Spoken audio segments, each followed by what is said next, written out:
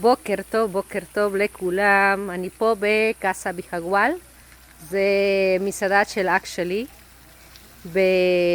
זה כמו 30 דקות לחאקו, משהו ככה.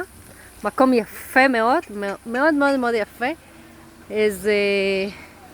יש פה סבים, דגים, תנינים, יש הכל פה. מקום מדהים. וזהו, אני פה עכשיו חופש קטן בביחגואל. מקום מדהים באמת, מקום מדהים מדהים מדהים. זה המסעדה. עכשיו 8 בבוקר.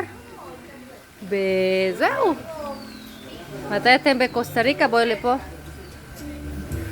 יש בו קקאו.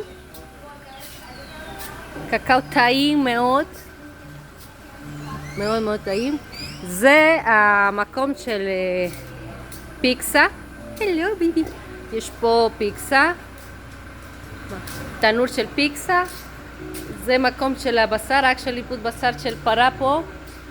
וזהו. זה מדהים באמת. אני באה לפה לחופש קטן, רק חופש. הכל העץ של המקום, יש הכל הכל הכל. שולחנות, כיסאות. הכל של העץ של הצ'טח, של אח שלי. הכל. תסתכלו מה זה יפה שולחן פה. זה שולחן ענק.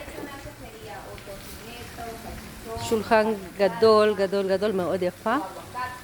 ופה יש פה סבים, באמת יפות. בדגים טילפיה. מאוד מאוד טעים. המקום קוראים לו קאסה ביחגואל. באינסטגרם, בטיק טוק, בפייסבוק. מתי אתם בקוסטה ריקה? וולקום.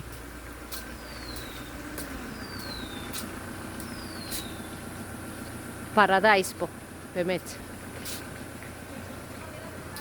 שבת שלום לכולם, ברכות. ויאללה, כאן לקוסטה ריקה, בואי לקוסטה ריקה.